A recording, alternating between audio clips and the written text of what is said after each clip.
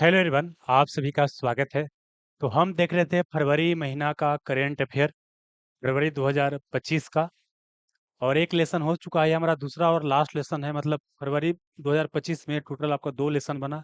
पहला लेसन हो चुका है और ये हमारा दूसरा लेसन है। ठीक है, ये पूरा जो पीडीएफ है आपको मिल जाएगा the selection Guru Telegram channel पर, आपको मिल जाएगा।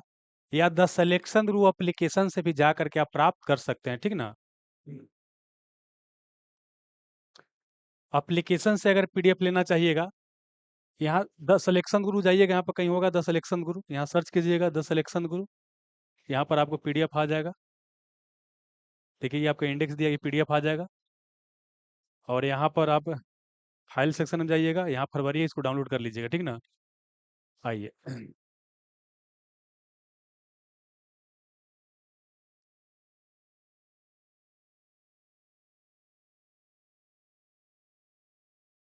पहला लेसन देख के ही देखिएगा ना, तो आपको ज़्यादा बेनिफिट करेगा। क्योंकि जानते हैं क्या होता है, बहुत सारा इन्फॉर्मेशन क्या होता है पहला लेसन में ही ज़्यादातर आपको बता दिया जाता है। सेकंड लेसन में क्या है कि जो वहाँ बता दिया जाता है, यहाँ पर आपको कम बताने का प्रयास किया जाता है। ठीक है, आइए। ये आपका करेंट अफेयर है, फरवरी 2025 पार्ट 2 है हमारा। तो पहले पार्ट में, अच्छा,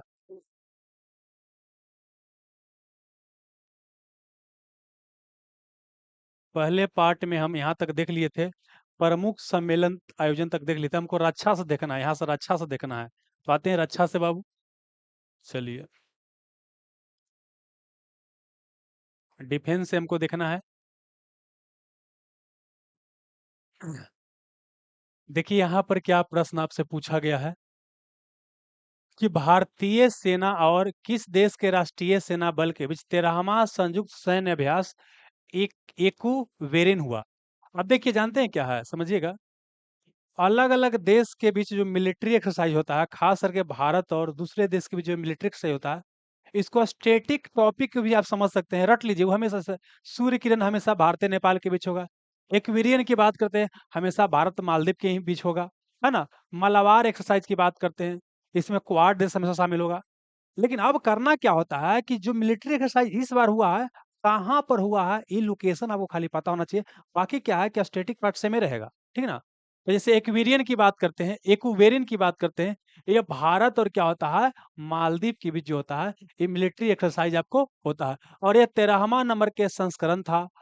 और ये कहाँ आयोजित किया गया, तो मालदीव में ही आयोजित किया गया था, लाहिवानी अटोल में। जहां पर क्या है, माफी, क्या नाम है, माफिला फुसी, माफिला फुसी में आयोजित किया गया। अब देखिए ज्यादा महत्वपूर्ण क्या होगा, ज्यादा महत्वपूर्ण, सबसे महत्वपूर्ण होगा कि एक्वेरियन जो एक्सरसाइज होता है, किसके बीच, भारत और मालदीव, सबसे ज्यादा महत्वपूर्ण यही है। बाकी क्या है, कई बार डीप में भी जाकर क्वेश्चन पूछता है कहाँ पर आयोजित किया गया, तो कहाँ पर आपको वो, मालदीव में, कहाँ पर आपको, माफिला फुसी में।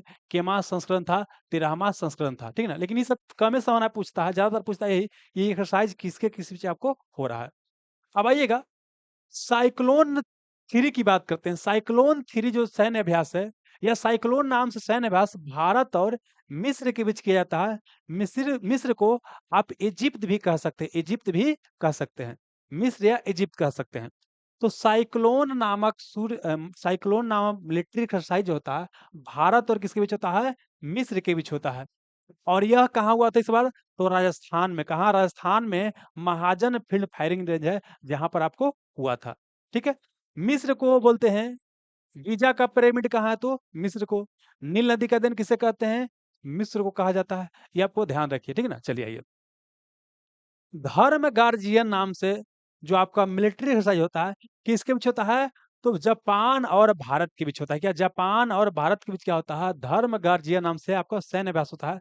इस बार कहाँ हुआ था, जापान के ही फूजी प्रशिक्षण केंद्र में आपको हुआ था। ठीक है, चलिए। अच्छा, अगला क्या है, विंड रेडर। क्या है, विंग्ड रेडर। विंग्ड रेडर नामक सैन्य अभ्यास क्या होता है, आपको भारतीय सेना, आर्मी और एयर फोर्स के बीच आपको हुआ था। क्या, आपको wing raider, winged raider, wing raider, wing raider, wing raider, wing raider. और अगला क्या, कोमोडो। कोमोडो जो मिलिट्री एक्सरसाइज है, क्या है, ये नौसेना का मिलिट्री एक्सरसाइज होता है। क्या होता है, आपको नेवी का नौसैनिक अभ्यास होता है। और यह इंडोनेशिया द्वारा एक, बोल सकते हैं कि बहुदेशीय मिलिट्री एक्सरसाइज है। मतलब दो देश नहीं होता, मतलब दो से अधिक देश होता है, तो उसको बहुपक्षीय मिलिट्री एक्सरसाइज बोलते हैं। तो कोमोडो क्या होता है? इंडोनेशिया में हुआ था, जिसमें भारत भी पार्टिसिपेट किया था। तो क्या-क्या याद करना है बोलिए बाबू? इक्विबेरियन कहाँ हुआ था? भारत और मालदीव के बीच हुआ था, है ना? फिर रामा संस्करण मालदीव के आपको फिलापकुसी में हुआ था।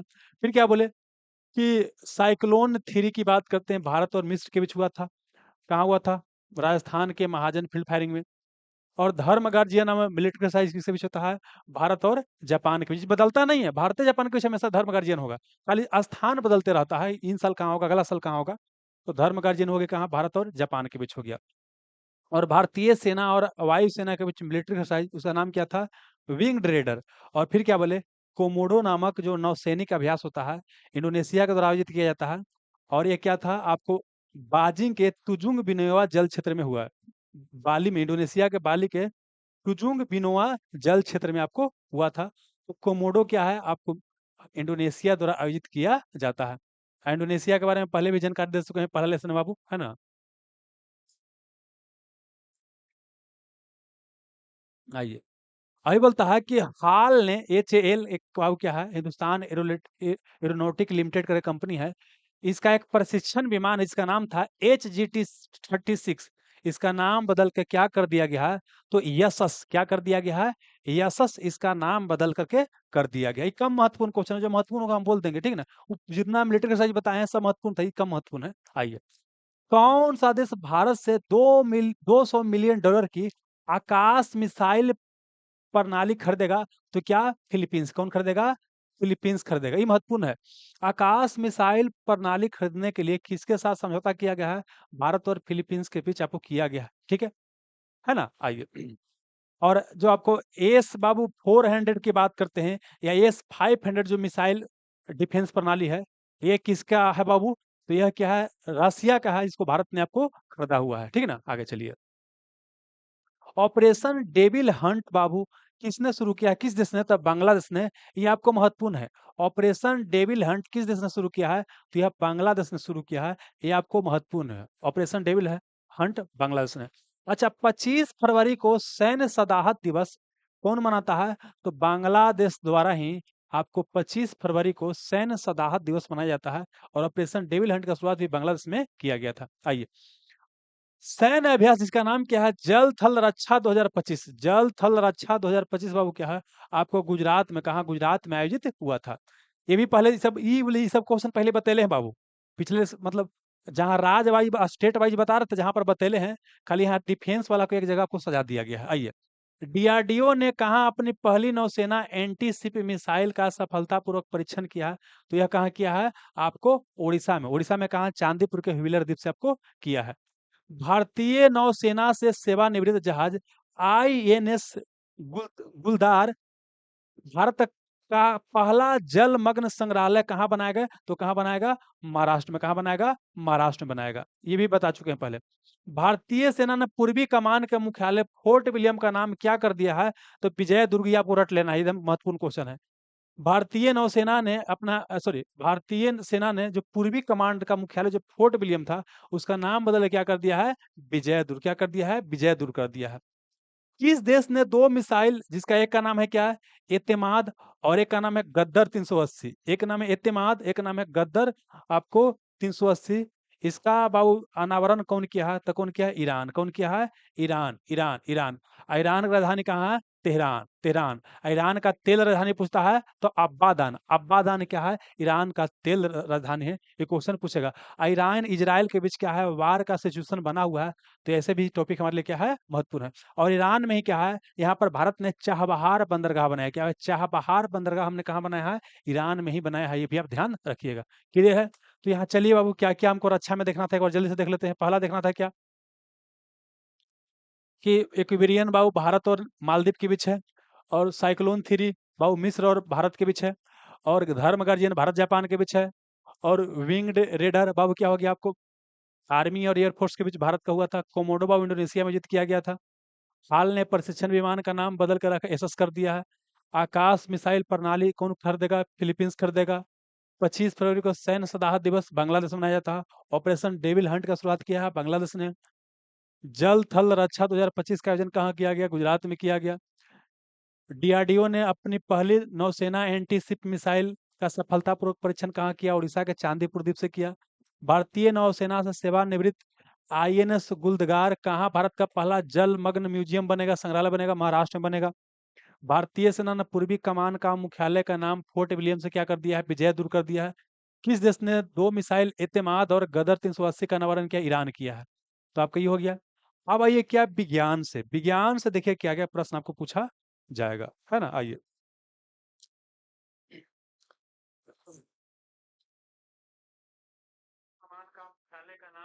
चलिए यहाँ साउंड वगैरह सब ओके है। अब देखिए बहुत महत्वपूर्ण है, एआई टूल्स को अपराध घोषित करने वाला पहला देश कौन बन गया है? तो यह ब्रिटेन, इंग्लैंड, यूनाइटेड किंगडम सब बात देखिए वो बन गया है। मतलब देखिए एआई मतलब क्या होता है? आर्टिफिशियल इंटेलिजेंस टूल का इस्तेमाल करके अगर क्या है कोई चाइल्ड पोर्नोग्राफी से संबंधित कोई मटेरियल आप बनाते हैं तो उसको अपराध की श्रेणी में माना जाएगा।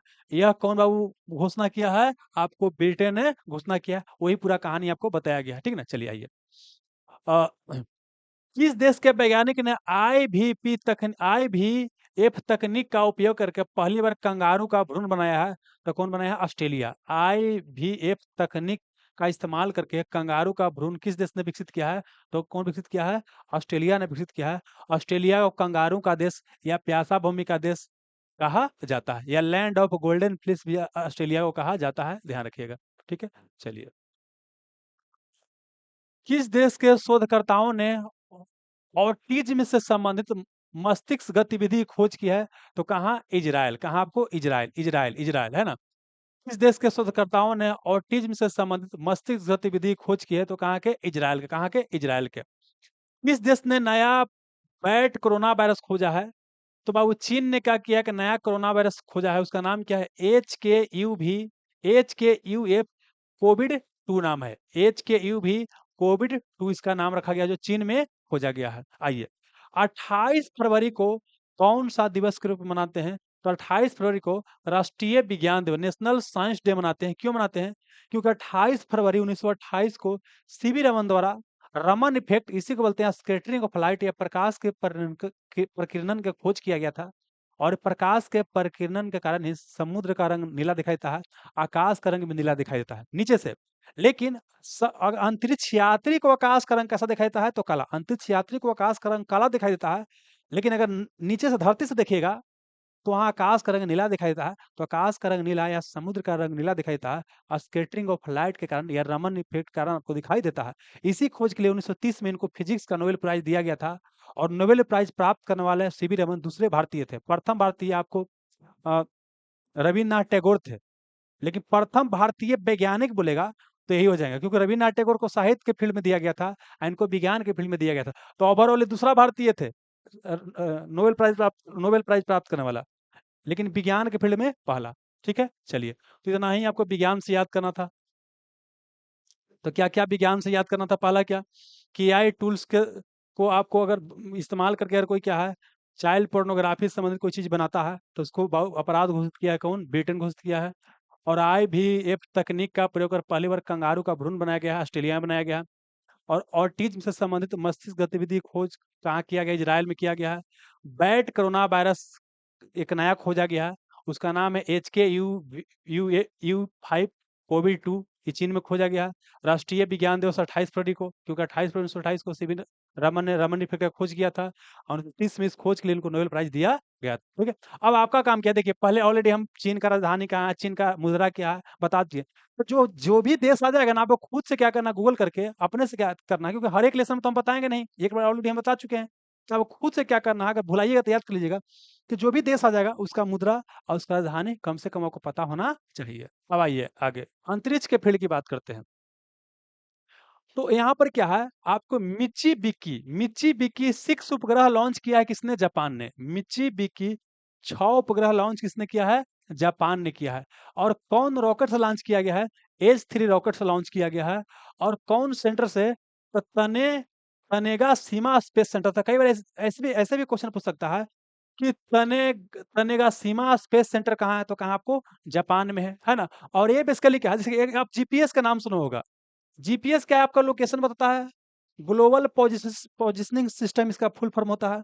यह क्या है? अमेरिका किसका है? अमेरिका का जीपीएस सिस्टम है। ऐसे जापान में क्या है बाबू, आपका बोल सकते हैं क्या है, QZSS सिस्टम है, उसी का हिस्सा है।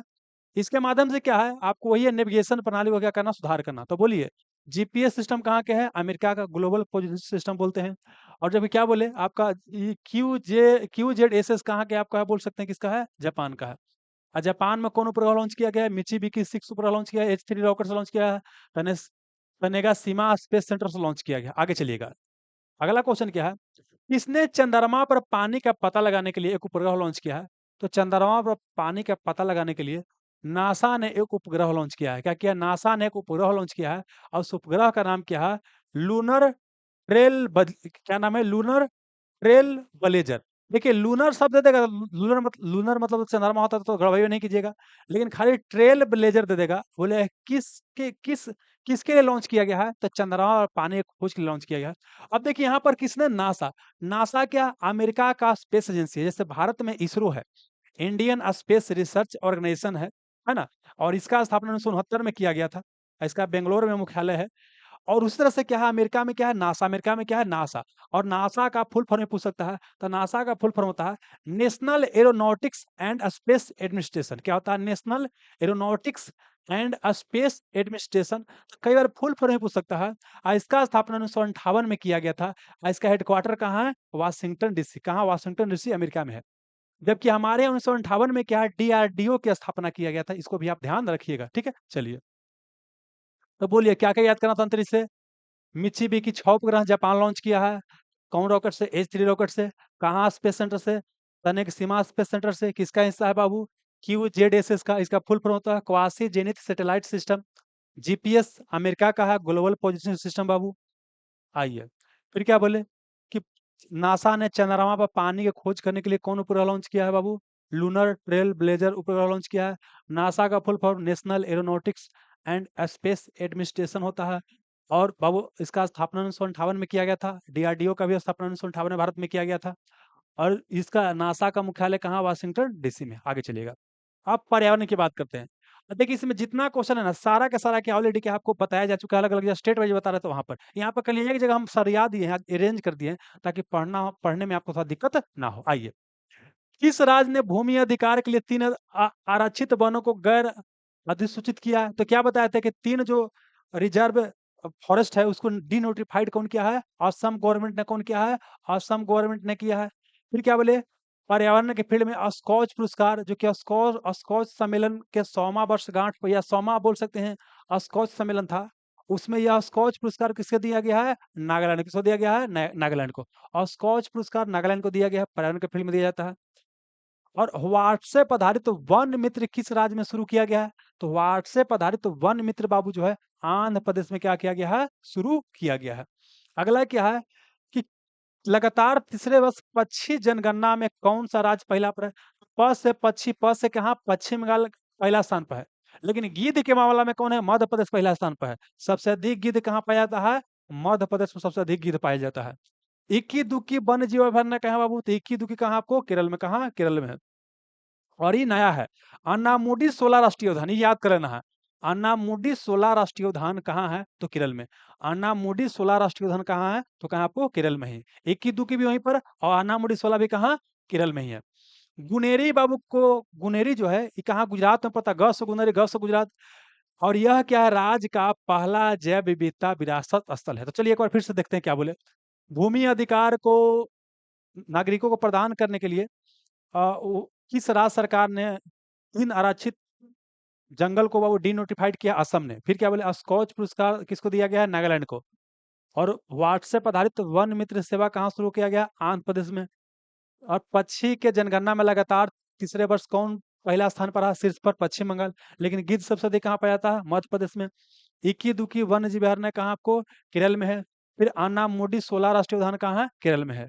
और गुनेरी को कहाँ का पहला जैव विविधता विरासत विरासत स्थल घोषित किया गया है, कहाँ का, गुजरात का। कहाँ के, गुजरात के। तो ये भी हमारा क्लियर हो गया दोस्त। अब आ गया ये, अब देखिए आईआईटी से संबंधित न्यूज होता है, नहीं होता है कि फलना आईआईटी ने क्या किया, चिल्ला आईआईटी ने क्या किया, तो क्वेश्चन गड़बड़ा जाता है। तो एक जगह दे दिया गया है ताकि याद करना आपको आसान हो जाएगा। पहले, किस आईआईटी ने भारत का पहला कैंसर जीनोम एटलस विकसित किया है, तो क्या बोले, कैंसर जीनोम एटलस कौन विकसित किया है, आपको आईआईटी मद्रास। कौन किया है, आईआईटी मद्रास ने किया है। हाँ, और साथ ही आईआईटी मद्रास ने किया है एशिया की पहली वैश्विक हाइपरलूप प्रतियोगिता का आयोजन कहाँ किया गया बाबू? आईआईटी मद्रास में। आईआईटी मद्रास से 3 क्वेश्चन, पहला क्या है? कैंसर जीनोम एटलस लॉन्च किया पहला बार आईआईटी मद्रास ने, और पहली वैश्विक हाइपरलूप प्रतियोगिता का आयोजन कहाँ किया गया?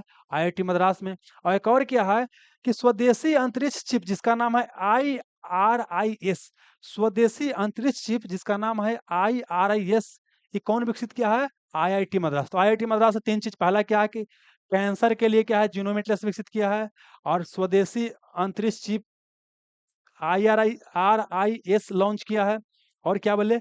एशिया की पहली वैश्विक हाइपरलूप प्रतियोगिता हुआ है आईआईटी मद्रास में। अब भाई अगला क्या है? किस आईआईटी ने विद्युत और सूर्य के प्रकाश को ऊष्मा में परिवर्तित करने वाला सुचालक कपड़ा विकसित किया है? मतलब यह क्या है? आईआईटी गुवाहाटी की बात करते हैं। आईआईटी गुवाहाटी असम में पड़ता है। यह आईआईटी गुवाहाटी के में क्या किया गया है?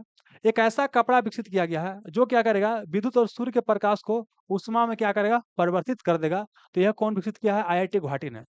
किस आईआईटी ने किसानों के लिए सौर निर्जलीकरण तकनीक विकसित किया है? तो आईआईटी कानपुर ने किसानों के लिए सौर निर्जलीकरण तकनीक विकसित किया है। तो हो गया पहला जीनोम एटलस कौन बाबू? आईआईटी मद्रास। आईआरएस स्वदेश अंतरिक्ष चिप कौन विकसित किया है? मद्रास। पहली वैश्विक हाइपरलूप प्रतियोगिता आईआईटी मद्रास। और क्या बोले कि विद्युत और सूर्य के प्रकाश को ऊष्मा में परिवर्तित करने वाला चालक कपड़ा कौन बनाया? आईआईटी गुवाहाटी बनाया है। किसानों के लिए सौर निर्जलीकरण तकनीक कौन विकसित किया है? आईआईटी कानपुर। आईआईटी कानपुर बाबू। चलिए अब खेल खिलाड़ी की बात करते हैं, इसमें भी रटे वाला है। पहले क्रिकेट की बात करते हैं। ICC, ICBCCI क्या होता है? सारा फुल फॉर्म क्या है? जनवरी महीना करंट अफेयर में पूरा बता दिए, कब स्थापना हुआ, क्या हुआ, सारा बता चुके हैं, वहां देख लीजिएगा। किसने ICC अंडर 19 महिला T20 वर्ल्ड कप 2025 जीता है? भारत ने। मतलब अंडर 19 जो महिला वर्ल्ड कप T20 में हुआ, वो कौन जीत लिया है? भारत जीत लिया है। ICC T20 इंटरनेशनल में बल्लेबाजी में पहला स्थान पर या शीर्ष रैंकिंग पर कौन है आपको? Travis head. कौन आपको? ट्रेविस हेड है। वनडे इतिहास में दूसरे सबसे ज्यादा छक्के लगाने वाले खिलाड़ी कौन बन गए? रोहित शर्मा, शर्मा जी के बच्चा। वनडे इतिहास में दूसरा सबसे ज्यादा छक्का लगाने वाला खिलाड़ी रोहित शर्मा। और सबसे तेज 11,000 वनडे रन बनाने वाला दूसरा खिलाड़ी कौन बन गया है? रोहित शर्मा। जबकि अगला बात करते हैं, कहाँ चल गया? हाँ, कि वनडे इंटरनेशनल क्रिकेट में सबसे तेज 14,000 रन बनाने का रिकॉर्ड किसके पास है? विराट कोहली। सबसे तेज जो 14,000 रन कौन बनाया है? विराट कोहली बनाया है। आगे चलिए।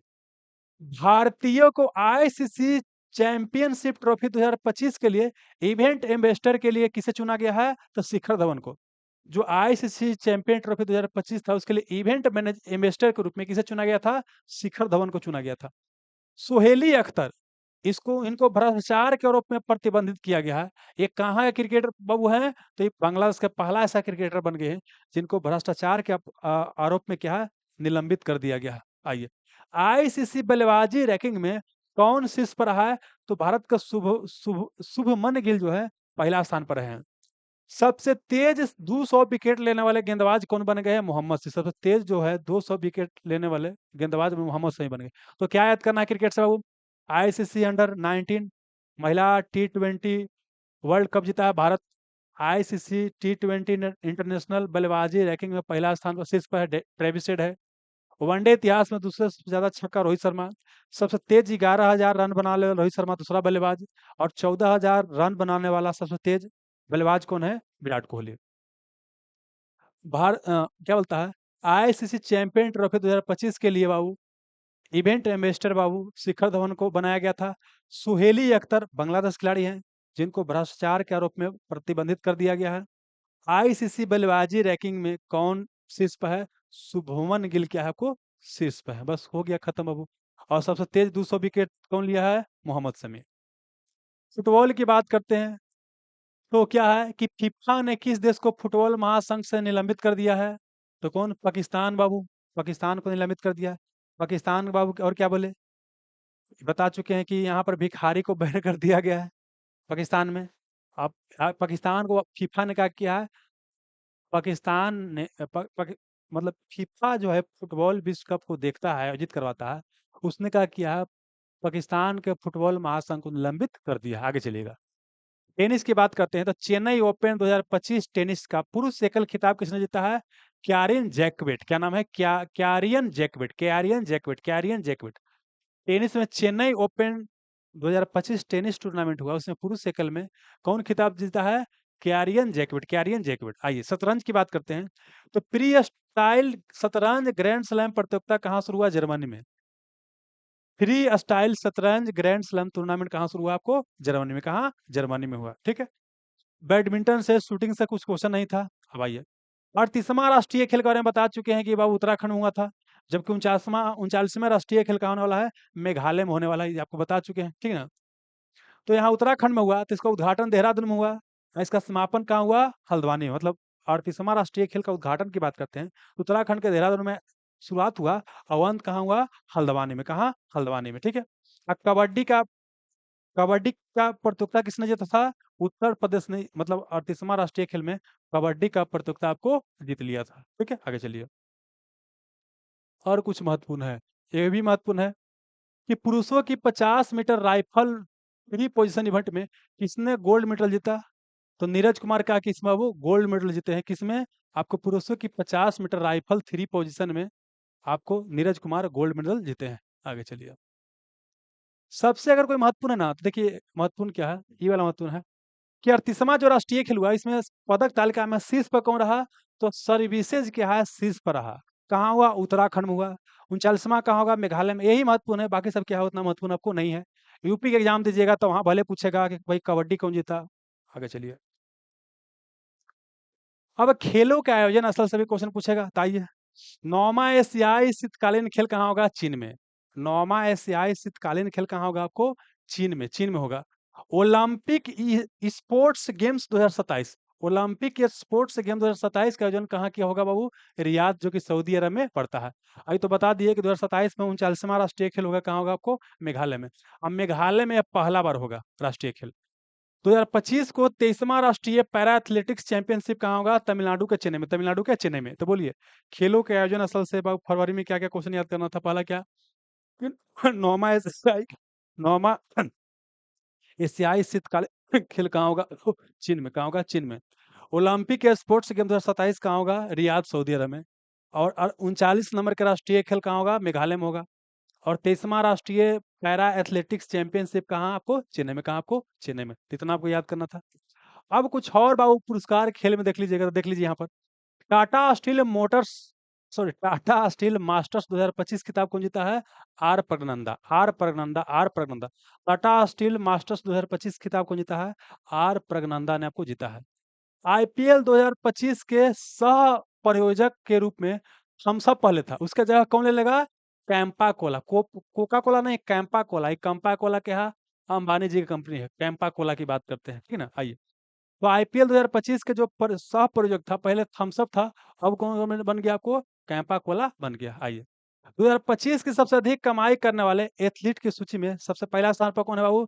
तो क्रिस्टियानो रोनाल्डो हैं, जो कि फुटबॉल खेलते हैं। क्रिस्टियानो रोनाल्डो है जो कोची खेलते हैं? फुटबॉल खेलते हैं। ये सबसे अधिक कमाई करने वाले आपके खिलाड़ी हैं। किसने मेमोरी लीग विश्व चैंपियनशिप 2025 जीता है? तो कौन? विश्वा राजकुमार, पुदुचेरी के। मेमोरी लीग विश्व चैंपियनशिप में कौन आपको पुरस्कार जीता है? तो कौन जीता है? विश्वा राजकुमार, पुदुचेरी। विश्वा मतलब मेमोरी लीग विश्व चैंपियनशिप 2025 का को किसने जीत लिया? विश्वा राजकुमार, पुदुचेरी के हैं। आइए। 14वां एशियाई चैंपियनशिप का खिताब किसने जीता है? पंकज अडवाणी। अब देखिए समझिए क्या है। पंकज अडवाणी जानते हैं दो खेल से संबंधित है। और जानते हैं चाहे आपको स्नूकर दे दे और चाहे बिलियर्ड्स दे दे, कुछ दिमाग लगाए मत कीजिए, बस पंकज अडवाणी बना लीजिए, सही हो जाता था। हम लोग के एग्जाम में पूछता था बड़ी पंकज अडवाणी से। तो स्नूकर और बिलियर्ड देखिए, बस पंकज अडवाणी बना के चला, कोई दिमाग नहीं लगाना है ना। आइए बस हो गया। तो क्या याद करना हो? टाटा स्टील मास्टर्स 2025 का खिताब कौन जीता है? आर प्रगनंदा। आईपीएल 2025 का सह प्रयोग कौन बन गया है? थम्स अप का जगह कैंपा कोला बन गया है। और 2025 में सबसे ज्यादा कमाई करने वाला खिलाड़ी कौन है? क्रिस्टियानो रोनाल्डो की बात करते हैं। मेमोरी लीग विश्व चैंपियनशिप 2025 कौन जीता है? विश्वा राजकुमार, पुदुचेरी के हैं। 14वां एशियाई चैंपियनशिप बाबू पंकज अडवाणी जीता है। पंकज अडवाणी कौन कौन खेल से संबंधित है? स्नूकर और बिलियर्ड्स में। स्नूकर और बिलियर्ड्स वाला सारा गेम यही जीत जाते हैं। आइए। अब फिल्म भी कुछ बाबू देख लीजिए। अ, किस किसने सड़सठवां किसने सड़सठवां ग्रैमी अवार्ड में best new age ambient and chat album श्रेणी में ग्रैमी अवार्ड जीता है? तो कौन? चंद्रिका टंडन ने। मतलब क्या हुआ, ग्रैमी अवार्ड कौन जीता है? चंद्रिका टंडन ने। कौन बाबू श्रेणी में? तो बेस्ट न्यू एज एम्बिएंट या चैट एल्बम श्रेणी में कौन जीता है? चंद्रिका टंडन ने जीता है। ये उतना महत्वपूर्ण नहीं है, आगे चलिए। आईआईएफए उत्कृष्ट उपाधि पुरस्कार राकेश रोशन को दिया, ऋतिक रोशन के पापा हैं राकेश रोशन, उनको आपको दिया गया है आईआईएफए उत्कृष्ट उपाधि। ये बड़ी महत्वपूर्ण है। ब्रिटिश अकादमी फिल्म पुरस्कार, देखिए ऐसे ऑस्कर पुरस्कार जो होता है फिल्म पुरस्कार में सबसे क्या बड़ा माना जाता है, और उसी तरह से क्या है ब्रिटिश अकादमी पुरस्कार भी मिलता है फिल्म में। तो ये किस फिल्म को सर्वश्रेष्ठ फिल्म दिया गया है? तो किसको दिया गया है? कॉनक्लेव को। कॉनक्लेव फिल्म को क्या है? सर्वश्रेष्ठ फिल्म का पुरस्कार दिया गया। तो उसमें आपको ब्रिटिश, इसको बोलते हैं बाफ्टा, क्या बोलते हैं? बाफ्टा बोलते हैं, क्या बोलते हैं? बाफ्टा बोलते हैं। ब्रिटिश अकादमी फिल्म पुरस्कार बाफ्टा में सर्वश्रेष्ठ फिल्म किसे मिला है? कॉनक्लेव। किसको मिला है? कॉनक्लेव। तो क्या क्या याद करना था? एक, चंद्रिका टंडन को ग्रैमी अवार्ड मिला है 67वां में, कौन सी? बेस्ट न्यू एज एम्बिएंट या चैट एल्बम श्रेणी में। आईआईएफए उत्कृष्ट उपाधि पुरस्कार किसे दिया गया है? राकेश रोशन को। और ब्रिटिश अकादमी फिल्म पुरस्कार 2025 में किसको सर्वश्रेष्ठ फिल्म का पुरस्कार मिला है? कॉनक्लेव को। कॉनक्लेव को हो गया। अब आगे चलिए। अब ये पुस्तक और लेखक, क्या बोले आपको? पुस्तक और लेखक से, पुस्तक और लेखक, आइए। किसके द्वारा लिखा गया पुस्तक? उसका नाम है hearts and heroes. Hearts and heroes, lives that shaped us. Hearts and heroes, live that shaped us का विमोचन हुआ। तो किसके द्वारा लिखा गया है? कुलभूषण कुमार। कुलभूषण कुमार कौन लिखे हैं? Hearts and heroes. बस पूरा नहीं याद करने का सकता है, हार्ट्स एंड हीरोज बस याद कर लीजिए। कौन? कुलभूषण कुमार। अब आइए, क्या life on Mars collected stories. Life on Mars collected stories पुस्तक को किसने लिखा है? नमिता गोखले। कौन लिखा है? नमिता गोखले। गोपाल कृष्ण गोखले हैं जो महात्मा गांधी के राजनीतिक गुरु थे, और प्लस क्या servant of India society Bharat Sevak Sangh की स्थापना किए थे। लेकिन यहाँ पर नमिता गोखले, इन्होंने पुस्तक लिखा life on Mars collected stories. तो बोलिए क्या याद करना है? दो पुस्तक यहाँ याद करना था, hearts and heroes, life that shaped us, Kulbhushan Kumar लिखे हैं। जबकि life on Mars collected stories Gokhale. कौन गोखले? कौन गोखले? कौन गोखले? नमिता गोखले। अब प्रमुख मेला त्योहार ये सब ऑलरेडी बता चुके हैं, बस खाली एक बार जल्दी से बता देना है। आई पूरम उत्सव कहाँ बाबू? तमिलनाडु में। तो तमिलनाडु में पहले वाला भी याद कर लीजिए, जल्लीकट्टू भी तमिलनाडु में मनाया जाता है, सांड की लड़ाई होता है। पोंगल भी कहाँ? तमिलनाडु में। जबकि ओनम कहाँ? केरल में मनाया जाता है। आइए, तो थाई पूरम उत्सव कहाँ बाबू? तमिलनाडु में। आदि महोत्सव 2025 का आयोजन कहाँ किया गया था? नई दिल्ली में किया गया था। और एक वन महोत्सव भी बहुत महत्वपूर्ण है। वन महोत्सव की बात करते हैं, 1950 में आयोजित हो रहा था। पूछेगा वन महोत्सव पहली बार कब आयोजित हुआ था? 1950 में आयोजित हुआ था, है ना? और किनके द्वारा? तो उस समय भारत के कृषि मंत्री थे के एम मुंशी। के एम मुंशी, हालांकि इनका पूरा नाम क्या है? कन्हैयालाल माणिकलाल मुंशी। के एम मुंशी, कन्हैयालाल माणिकलाल मुंशी, कन्हैयालाल माणिकलाल मुंशी द्वारा आपको किया गया था। ठीक है। और ये भी क्वेश्चन पूछा गया कि वन महोत्सव सप्ताह कब मनाया जाता है? तो वन महोत्सव सप्ताह जो है आपको 1 जुलाई से 7 जुलाई तक, मतलब सप्ताह के जुलाई महीना के पहला सप्ताह में मनाया जाता है, 1 जुलाई से 7 जुलाई तक। यहाँ वन लगाया जाता है, पुराना पेड़ पौधा पूरा लगाया जाता है। तो बोलिए क्या याद करना था बाबू? थाईपुरम उत्सव तमिलनाडु में, जल्लीकट्टू तमिलनाडु में, पोंगल कहाँ? तमिलनाडु में। ओनम कहाँ? केरल में। आदि महोत्सव बाबू कहाँ? नई दिल्ली में आयोजित किया गया था। वन महोत्सव 1950 से आयोजित किया जा रहा है। किनके द्वारा आयोजित किया गया था पहला बार? के एम मुंशी, कन्हैयालाल माणिकलाल मुंशी द्वारा। और वन महोत्सव सप्ताह कब मनाया जाता है? 1 जुलाई से 7 जुलाई, 1 जुलाई से 7 जुलाई तक। क्लियर हो गया? आगे चलिए। वर्षगांठ और स्थापना दिवस बाबू, आइए। राष्ट्रीय नमूना सर्वेक्षण के 75वीं वर्षगांठ कब मनाई गई? 7 फरवरी को। अब डेट याद कर लेना है। देखिए, राष्ट्रीय नमूना सर्वेक्षण की बात करते हैं, इसका पूरा नाम है नेशनल सैंपल सर्वे। एक बाबू क्या है? नेशनल सैंपल सर्वे ऑर्गेनाइजेशन, वो अलग था। नेशनल सैंपल सर्वे ऑर्गेनाइजेशन, है ना? इसको वर्तमान में क्या है? एनएसओ, इसके साथ क्या किया गया? 2019 में मर्ज कर, देखिए एनएसएसओ और प्लस सीएसएसओ, ये दोनों को क्या किया गया? मर्ज कर दिया गया है। सेंट्रल स्टैटिस्टिकल ऑफिस ऑर्गेनाइजेशन की बात करते हैं, और नेशनल सैंपल सर्वे ऑफिस, दोनों को मर्ज कर दिया गया। अब बनाया गया क्या? एनएसओ बनाया गया है 2019 में। ठीक नहीं, इसको इकोनॉमिक्स में बढ़िया से बताए हैं। आगे चलिए। तो यहाँ पर क्या एनएसएस है? इसका फुल फॉर्म होता है राष्ट्रीय नमूना सर्वेक्षण, नेशनल सैंपल सर्वे। इसका 75वीं वर्षगांठ बनाया गया। इसका स्थापना कब हुआ था? तो बाबू 1950 में इसका स्थापना हुआ था। डेट महत्वपूर्ण है। कि नेशनल सैंपल सर्वे का स्थापना 1950 में हुआ था, 75वां वर्षगांठ मनाया। किसी का 10, किसी का 20, किसी का 50, किसी का 25, किसी का 75 वर्षगांठ हो गया तो बड़ी महत्वपूर्ण हो जाता है, तो याद कर लीजिएगा। दिल्ली पुलिस का कौन सा स्थापना दिवस मनाया गया, तो बता चुके हैं कि दिल्ली पुलिस का 78वां स्थापना दिवस मनाया गया। बताया थे कि 1861 में दिल्ली पुलिस का स्थापना हुआ था शुरुआत में, अब बाद में पंजाब पुलिस के अंतर्गत रहा, और फिर 1948 से क्या हुआ, ये स्वतंत्र दिल्ली पुलिस के रूप में स्थापित हुआ। आगे चलिएगा। 20 फरवरी को कौन राज्य अपना 38वां स्थापना दिवस मनाया, तो क्या बताया, अरुणाचल प्रदेश क्या है, 20 फरवरी को अपना स्थापना दिवस मनाता है, तो बोलिए क्या क्या याद करना था। 75वीं वर्षगांठ कौन मनाया है, नेशनल सैंपल सर्विस का स्थापना हुआ था कब, आपको 7 फरवरी 1950 में हुआ था। आगे चलिएगा। दिल्ली पुलिस का कौन सा स्थापना दिवस मनाया गया, 78वां स्थापना दिवस मनाया गया। और 20 फरवरी को कौन राज्य अपना स्थापना दिवस मनाता है, कौन, अरुणाचल प्रदेश। अरुणाचल प्रदेश का राजधानी कहाँ है, ईटानगर। अब देखिए आपको रट के याद करना पड़ेगा, फरवरी महीना चल रहा है तो फरवरी महीना का प्रमुख दिवस याद कर लीजिएगा, मार्च चलेगा तो मार्च महीना का प्रमुख दिवस याद कर लीजिएगा, इसी से हर महीने का याद कर लीजिएगा। जितना आपको पूछा जा सकता है सब एक जगह अरेंज कर दिए। पहला क्या, एक देखिए इसमें ज्यादा महत्वपूर्ण पहले बता देते हैं। देखिए पहले बात करते हैं, 2 फरवरी बड़ी पूछता है। 2 फरवरी क्या है, वर्ल्ड वेटलैंड डे, विश्व आर्द्र भूमि दिवस मनाया जाता है। आर्द्र भूमि से संबंधित कन्वेंशन है रामसर कन्वेंशन, रामसर कन्वेंशन याद रखिएगा। तो विश्व आर्द्र भूमि दिवस कब मनाते हैं, 2 फरवरी को। 4 फरवरी को भी पूछता है, कैंसर दिवस कब मनाते हैं, 4 फरवरी को। क्या मनाते हैं, 4 फरवरी को कैंसर दिवस मनाते हैं।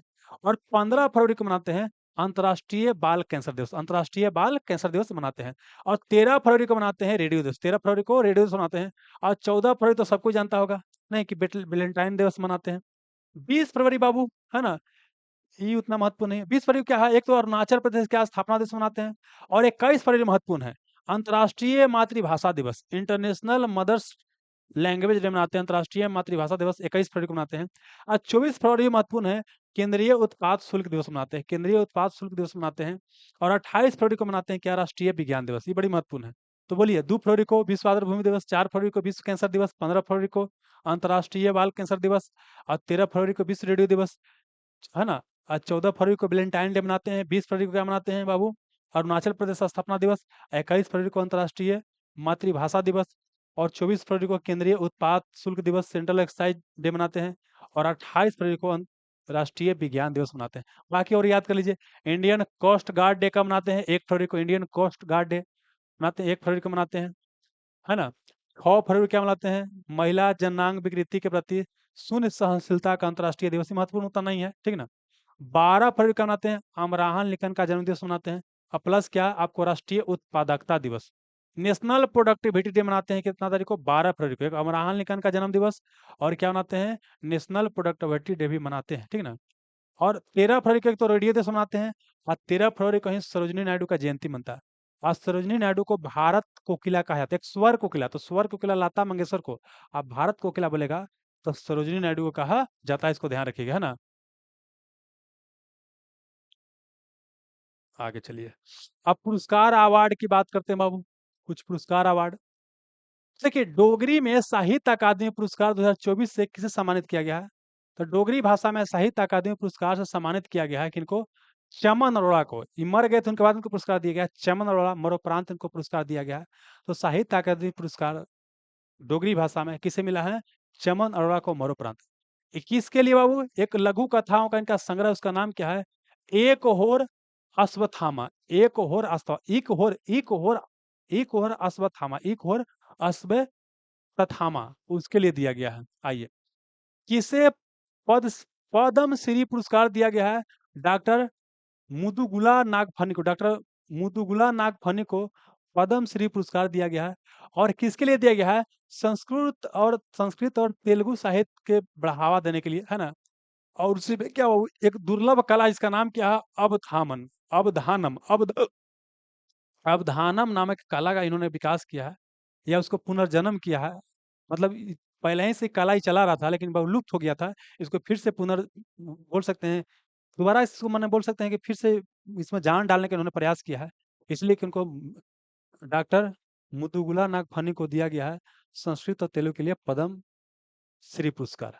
हो गया। आइए, ये पहले बता चुके हैं। मिसेज वर्ल्ड 2025 का खिताब कौन जीता है, दक्षिण अफ्रीका के रसोगोई गिलई जीती है। और यह क्या है कि मिसेज वर्ल्ड 2025 का खिताब जीतने वाली ये पहली अश्वेत महिला, क्या पहली अश्वेत महिला है। अब तक कोई भी अश्वेत महिला मिसेज वर्ल्ड का खिताब नहीं जीती थी, ये जीती है। इनका नाम क्या है? तस्सेगो गिले, तस्सेगो गिले। आइए, ये महत्वपूर्ण है। किसने फॉरवर्ड फास्टर सस्टेनेबिलिटी अवार्ड जीता है? किसने फॉरवर्ड फास्टर सस्टेनेबिलिटी अवार्ड 2025 जीता है? तो एनटीपीसी जीता है। और किसके लिए? वो जल संरक्षण और जल प्रबंधन के लिए पुरस्कार इनको दिया गया। कुछ फॉरवर्ड फास्टर सस्टेनेबिलिटी अवार्ड दिया गया है। अब एनटीपीसी हमारे लिए महत्वपूर्ण है। एनटीपीसी का फुल फॉर्म कोई पूछ सकता है, तो होता है national thermal power corporation limited. National thermal power corporation limited होता है, ठीक है ना। और स्थापना 1975 में हुआ था। इसका मुख्यालय कहाँ है? नई दिल्ली में। स्थापना 1975 में। अब मुख्यालय कहाँ आपको? नई दिल्ली में है। इसको आप ध्यान रखिएगा, ठीक है। चलिए, प्रधानमंत्री योग पुरस्कार 2025 का आयोजन किस मंत्रालय द्वारा किया गया? तो आयुष मंत्रालय द्वारा प्रधानमंत्री योग पुरस्कार का आयोजन किया गया। और हमारे यहाँ मतलब अंतर्राष्ट्रीय योगा दिवस की बात करते हैं, तो 21 जून को क्या है? अंतर्राष्ट्रीय योगा दिवस मनाया जाता है। ये भारत के सहयोग से क्या है? ये आपको संयुक्त राष्ट्र द्वारा मनाया जाता है अंतर्राष्ट्रीय योगा दिवस, ठीक है ना। चलिए, किसे टाइम पत्रिका ने 2025 का वुमेन ऑफ द ईयर चुना है? तो किनको? पूर्णिमा देवी को। पूर्णिमा देवी बर्मन को टाइम पत्रिका ने 2025 का वुमेन ऑफ द ईयर, क्या women of the year award से सम्मानित किया है। जबकि सीईओ, चीफ एग्जीक्यूटिव ऑफिसर होता है, मुख्य कार्यकारी अधिकारी, सीईओ ऑफ द ईयर से सम्मानित किया गया है समीर कनोडिया को। समीर कनोडिया को सीईओ ऑफ द ईयर से सम्मानित किया गया। तो समीर कनेडिया, हाँ कौन बाबू? तो बाबू क्या है? समीर कनेडिया की बात करते हैं। एक कंपनी, इसका नाम है लुमिना। क्या नाम है? लुमिना डाटा मेटिक्स। क्या नाम है? लुमिना डाटा मेटिक्स लिमिटेड। लुमिना डाटा मेटिक्स लिमिटेड की बात करते हैं। इसका स्थापना 1975 में हुआ था। मतलब एनटीपीसी के साथ स्थापना 1975 में हुआ था। इसका भी वहीं हुआ था। इसका मुख्यालय कहाँ आपको? मुंबई में। जबकि एनटीपीसी का मुख्यालय कहाँ आपको? नई दिल्ली में। तो CE of the year award से समीर कनेडिया को सम्मानित किया गया है। एलुमिना डाटा मेटिक्स लिमिटेड का क्या है? आपको मैनेजिंग डायरेक्टर है। इसका स्थापना 1975 में हुआ था। हाँ, मुंबई में क्या है? इसका आपको हेडक्वार्टर है। चलिए, वैश्विक संगठन की बात करते हैं, तो यहाँ पाइए बाबू क्या है? 5 फरवरी 2025 को कौन सा देश United nation human right council, क्या बोले? United nation human right council से बाहर हुआ। अमेरिका ने कहा, किया खुद को कहा किया है United nation human right council से बाहर निकाल दिया कि हम इसका मेंबर आपको नहीं रहेंगे। तो बात आता है कि United United nation human right council की स्थापना कब हुआ था? तो 2006 में इसका स्थापना किया गया था। और इसका मुख्यालय कहाँ है? जिनेवा में। जिनेवा कहाँ पड़ता है? स्विट्जरलैंड में पड़ता है। तो देखिए क्या है, यह क्या है कि विश्व में मानव अधिकारों क्या करता है? बढ़ावा देता है और उसको सुरक्षा करता है। इसमें टोटल 47 देश होता है। इसमें कितना? टोटल 47 देश होता है, एक मतलब कि एक बार में। और यह संयुक्त राष्ट्र में होता है क्या? जनरल असेंबली, महासभा होता है, उसी द्वारा क्या किया जाता है? चुना जाता है। ठीक है, कितना साल के लिए? तीन। एक सदस्य अगर चुनाएगा तो क्या रहेगा? 3 साल के लिए चुना जाएगा, ठीक ना। इसमें कितना सदस्य? टोटल 47 को रहेगा। और रोटेशन बेसिस पे क्या है कि आपको 3-3 साल के लिए सदस्य में आपको चुनाते रहता है। ये बड़ी महत्वपूर्ण है कि मानव अधिकार दिवस, ह्यूमन राइट डे कब मनाया जाता है? तो 10 दिसंबर को मानव अधिकार दिवस मनाया जाता है, ठीक है। पहला तो क्या बोले कि देखिए, एक तो क्या है कि United nation human right council से अमेरिका बाहर निकल गया है। प्लस क्या है कि जो डब्ल्यूएचओ है, वर्ल्ड हेल्थ ऑर्गेनाइजेशन, विश्व स्वास्थ्य संगठन, उससे भी क्या है आपको बाहर निकल गया है। और अमेरिका तो बाहर निकल भी किया, उसके बाद कौन निकल गया? अर्जेंटीना भी बाहर निकल गया। तो अमेरिका के बाद किसने डब्ल्यूएचओ से बाहर निकलने का फैसला किया है? तो अर्जेंटीना क्या है आपको बाहर निकलने का फैसला किया है। कोई दिक्कत नहीं, आगे चलिएगा। 2025 के लिए भारत ने संयुक्त राष्ट्र बजट में कितने मिलियन डॉलर का योगदान देने का निर्णय लिया भारत ने? तो ये सब नहीं पूछेगा, बस ये सब फालतू है। बस खाली जान लीजिए क्या संयुक्त राष्ट्र दिवस कब मनाते हैं? कब मनाते हैं बाबू? आपको 24 अक्टूबर 1945 को स्थापना हुआ था। तो 24 अक्टूबर को संयुक्त राष्ट्र दिवस मनाया जाता है, और कुछ नहीं पूछेगा। ये पूछेगा बाबू, ये महत्वपूर्ण है। ओपेक प्लस में कौन देश शामिल हुआ? ब्राजील। पहले तो जानते हैं, आपको जानना होगा कि ओपेक क्या होता है और ओपेक प्लस क्या होता है। ओपेक प्लस क्या होता है समझिएगा। ओपेक बेसिकली क्या है ना कि जितना भी कंट्री में तेल पाया जाता है, तेल को बेचता है, उसको बोलते हैं एक्सपोर्ट करता है, निर्यात करता है। उस सारा देश मिल करेगा किया, एक संगठन बनाया, उसी को बोलते हैं ओपेक। ओपेक बोलते हैं। तो ये ओपेक की बात करते तो पहले ओपेक क्या है कि 1960 में इसको बगदाद में बनाया गया था, इराक के बगदाद में बनाया गया था। हालांकि इसका राजधानी की बात करते हैं तो पिया सॉरी बगदाद में, इराक के बगदाद में बनाया गया, लेकिन वियना में इसका हेडक्वार्टर आपको रखा गया था। शुरुआती में इसको 5 मेंबर मिल के बनाया था, लेकिन बाद में बढ़ते-बढ़ते ज़्यादा मेंबर हो गया, लेकिन कुछ मेंबर फिर छोड़ भी दिया। तो 12 को वर्तमान ओपेक में क्या है मेंबर है, और एक होता है ओपेक प्लस, है ना? तो ये ओपेक जो है बाबू क्या है, मेन ऑयल प्रोड्यूसिंग कंट्री है, ठीक है ना? जबकि ओपेक प्लस क्या है कि इसके पास तेल है, लेकिन उतना ज़्यादा मात्रा में नहीं है, मतलब इसके इतना आपको नहीं है। ओपेक प्लस में 12 और मेंबर है, 12 नहीं कि 10 और मेंबर, 10 और मेंबर होगा, तो 22 मेंबर इसमें हो जाएगा ओपेक प्लस में। तो आइए बाबू इसी को देख लेते हैं जल्दी से। तो ओपेक प्लस में कौन शामिल हुआ हाल ही में? ब्राज़ील शामिल हुआ। तो देख लीजिए यहाँ पर, आइए। पहला तो ओपेक का फुल फॉर्म पूछ देगा। तो organisation of the petroleum exporting country, organisation of the petroleum exporting country हो जाएगा। इसका स्थापना 1960 में किया गया था। कहाँ? बगदाद में। बगदाद कहाँ पड़ता? इराक में, जहाँ के सद्दाम हुसैन था। और कितना, ये भी क्वेश्चन पूछा गया एक बार कि ओपेक को सर्वप्रथम किसने बनाया था? ओपेक को बनाने वाला सदस्य कौन कौन थे? तो कौन थे बाबू? ईरान था, इराक था, कुवैत था, सऊदी अरब था और वेनेजुएला। और एक भी ध्यान रखिएगा कि वर्तमान वेनेजुएला के पास दुनिया में सबसे ज़्यादा क्या है? ऑयल रिज़र्व है। लेकिन वेनेजुएला के पास उतना टेक्नोलॉजी नहीं है कि निकाल के बेच सके। साथ ही अमेरिका उसके ऊपर बहुत तरह के प्रतिबंध लगाया हुआ है। तो दुनिया में सबसे ज़्यादा बोलेगा ऑयल रिज़र्व है कहाँ? तो वेनेजुएला में है, ये भी आप ध्यान रखिएगा। तो वेनेजुएला, है ना? और क्या बोले? ईरान हो गया, इराक हो गया, ईरान, इराक, है ना? सऊदी अरब, कुवैत द्वारा मिलकर क्या है, इसको आपको बनाया गया था, ठीक है? बनाया तो गया था बगदाद में, लेकिन इसका हेडक्वार्टर कहाँ रखा गया है? वियना। वियना कहाँ पड़ता? ऑस्ट्रिया में। हमें ऑस्ट्रेलिया की बात नहीं करते हैं, ऑस्ट्रेलिया की बात अलग है। ये हम यूरोप में पड़ता है, यूरोप में पड़ता है ना? इसमें 12 गो देश है बाबू।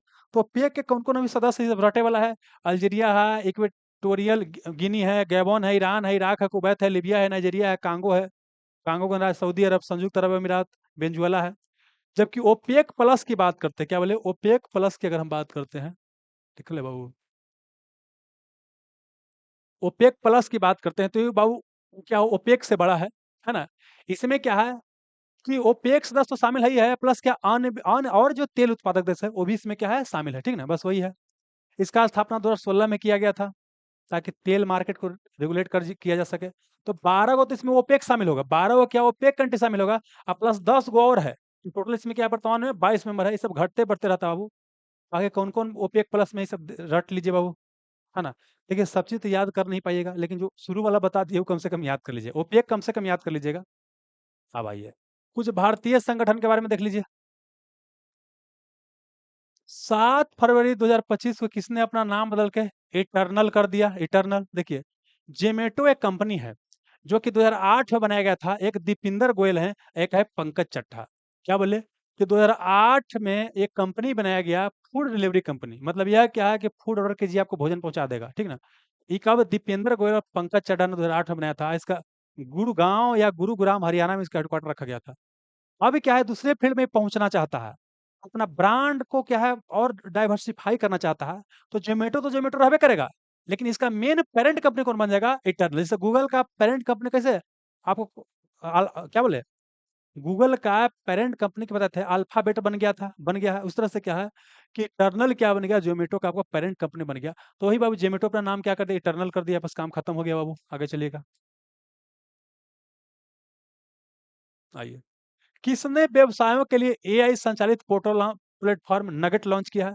तो जोमेटो कंपनी ने क्या किया है, व्यवसाय के बढ़िया संचालन के लिए, बिजनेस को बढ़िया संचालित करने के लिए अपना आर्टिफिशियल इंटेलिजेंस संचालित प्लेटफॉर्म लॉन्च किया। उसका नाम क्या है? नगेट। क्या नाम है? नगेट, है ना? आइए, राष्ट्रीय नमूना सर्वेक्षण के 75वीं वर्षगांठ कब मनाया गया? 7 फरवरी को बाबू, ये तो बता दिए कुछ देर पहले। आइए फिर से आते हैं, क्या बोले?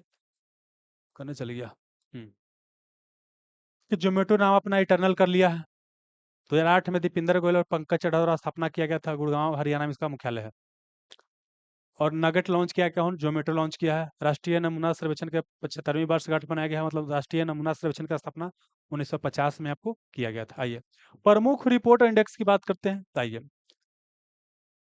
तो लोकल गवर्नेंस परफॉर्मेंस इंडेक्स जारी हुआ था। ये बाबू पहले भी बता चुके हैं जब कर्नाटक राज्य बता रहे थे। मतलब स्थानीय शासन प्रदर्शन सूचकांक, कहाँ पर लोकल बड़ी बढ़िया सा काम कर रहा है, उस मामले में क्या है, कर्नाटक क्या आपको पहला स्थान पर, क्या है, कर्नाटक आपको पहला स्थान पर है। अब देखिए क्या है, भ्रष्टाचार धारण सूचकांक, इसको बोलते हैं करप्शन परसेप्शन इंडेक्स। 2024 में कौन सा देश शीर्ष पर और भारत का स्थान क्या है? देखिए, अगर कोई वैश्विक संगठन कोई रिपोर्ट जारी करता है, रिपोर्ट में पहला स्थान पर कौन है? और भारत का स्थान केमा है? और कौन संगठन रिपोर्ट जारी करता है? 3 चीज़ कम से कम। पहला स्थान पर कौन है? और भारत का स्थान केमा है? और कौन संगठन ये रिपोर्ट आपको जारी करता है ना? आइए, तो वहीं पर क्या है, एक वो करप्शन परसेप्शन इंडेक्स रिपोर्ट जारी किया गया है। तो सबसे कम करप्ट कंट्री कौन है? डेनमार्क। तो उसको बोलते हैं पहला स्थान पे है, जबकि भारत का स्थान केमा है? 96वां। मतलब भारत बहुत ही करप्ट कंट्री है। आइए, और कौन रिपोर्ट जारी करता है? ट्रांसपेरेंसी इंटरनेशनल क्या करता है? रिपोर्ट जारी करता है। भले ही याद रखिएगा कि जहाँ ट्रांसपेरेंट चीज नहीं है तब तो करप्शन हो रहा है। तो ट्रांसपेरेंसी इंटरनेशनल क्या करता है? करप्शन परसेप्शन इंडेक्स जारी करता है। इसमें भारत का स्थान क्या है? 96। क्या आपको 96 है ना? मतलब 9 आई से ऐसी को पलटिए ऐसे, बस 96 हो गया। आइए, क्या बोलता है? विश्व बैंक के logistic performance index. Logistic performance index कौन जारी करता है? तो विश्व बैंक। पहला तो क्वेश्चन नहीं हो गया कि लॉजिस्टिक परफॉर्मेंस इंडेक्स कौन जारी करता है? वर्ल्ड बैंक जारी करता है। वर्ल्ड बैंक जारी करता है। और वर्ल्ड बैंक का मुख्यालय कहाँ? वाशिंगटन डीसी में है। इस मामला में बाबू क्या है, कौन सा देश पहला स्थान पर है? सिंगापुर पहला स्थान पर है। अब भारत का स्थान क्या है? 139 देश में 38वां है। तो विश्व बैंक लॉजिस्टिक परफॉर्मेंस इंडेक्स जारी करता है। सिंगापुर में भी का स्थान पहला है। अब भारत का स्थान क्या है? आपको 38 नंबर क्या है? 38 नंबर है। चलिए, तो क्या क्या याद करना था? पहला क्या कि लोकल गवर्नेंस परफॉर्मेंस इंडेक्स, स्थानीय शासन प्रदर्शन सूचकांक में कर्नाटक पहला स्थान पर है। ट्रांसपेरेंसी इंटरनेशनल के करप्शन परसेप्शन इंडेक्स में डेनमार्क पहला स्थान पर, सबसे कम करप्ट कंट्री है। भारत का 96वां स्थान है। विश्व बैंक के लॉजिस्टिक परफॉर्मेंस इंडेक्स की बात करते हैं, भारत का स्थान क्या है? आपको 38 के, 38 है। सिंगापुर पहला स्थान पर। आइए, अब कुछ एक और बच गया बाबू। वैश्विक स्तन कैंसर दर में कौन सा देश शीर्ष पर है? तो वैश्विक स्तन कैंसर के मामले में कौन सा देश शीर्ष पर है?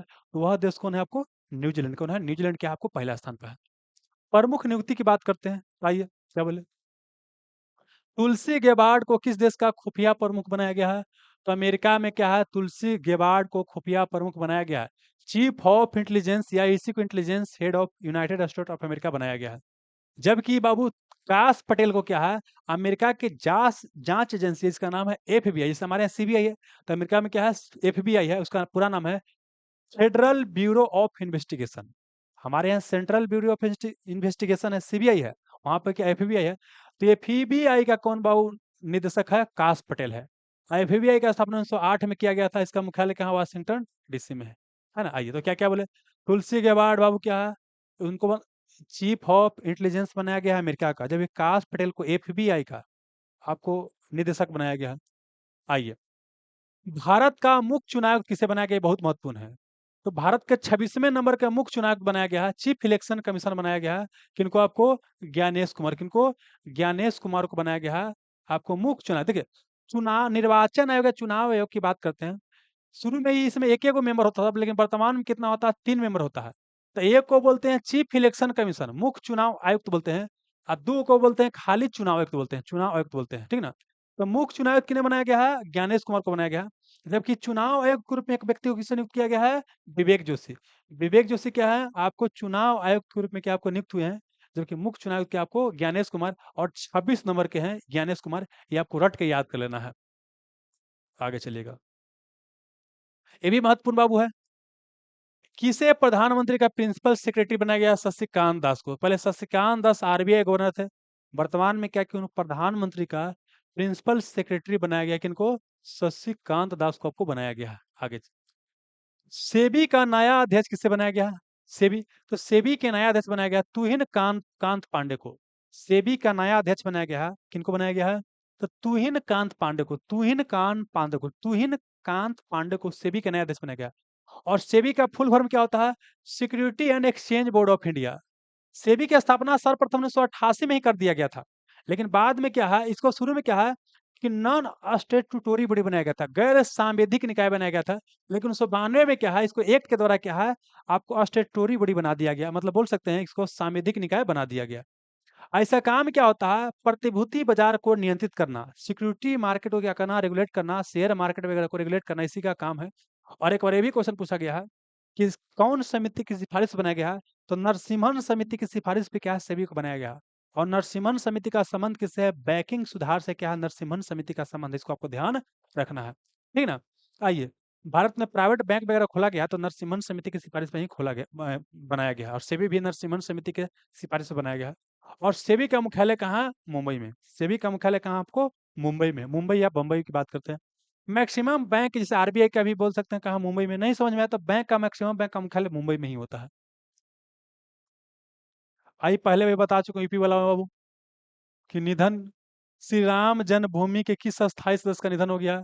तो कामेश्वर चौपाल का क्या हो गया? आपको निधन हो गया, इनका मृत्यु हो गया, बस खत्म हो गया। पूरा पीडीएफ 10 सिलेक्शन ग्रुप आपको एप्लीकेशन या टेलीग्राम चैनल पर मिल जाएगा। डेली क्यू चलता है, selection group quiz group join कर लीजिएगा, है ना। कोई दिक्कत होगा तो यहाँ हेल्पलाइन नंबर है, बात कर लीजिएगा। ये आपको एप्लीकेशन है।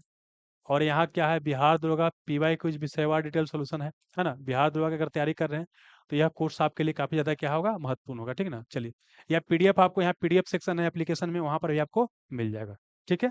चलिए, तो यहाँ तक किसी को कोई समस्या नहीं होना चाहिए बाबू। चलिए, तो इसके साथ ही सेवा हो रहा है समाप्त। मिलते हैं बाबू नेक्स्ट लेसन में। धन्यवाद।